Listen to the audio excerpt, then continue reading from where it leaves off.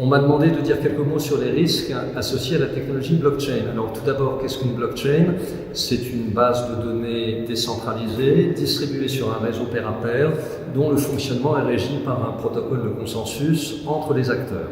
Alors comme vous le savez, on a beaucoup parlé de cette technologie et des blockchains depuis quelques années à cause des opportunités qu'elles permettent, notamment dans l'amélioration des processus transactionnels et je dirais dans leur comptabilité et dans leur traçabilité.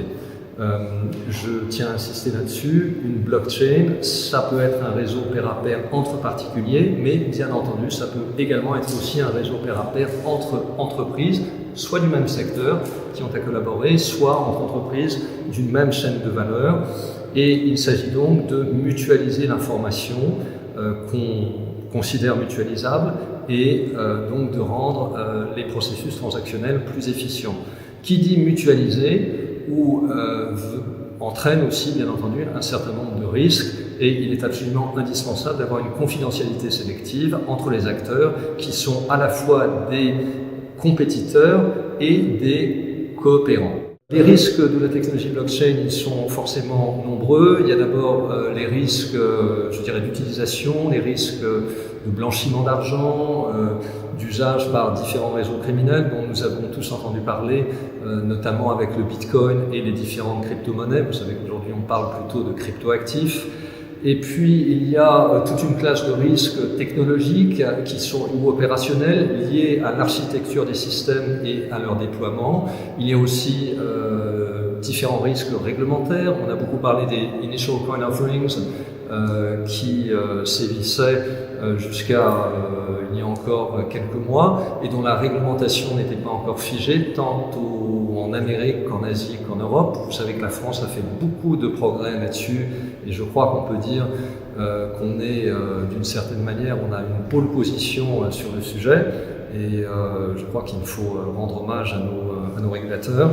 Cette technologie présente aussi de nombreux intérêts pour les assureurs, de nombreuses opportunités et donc forcément de risques.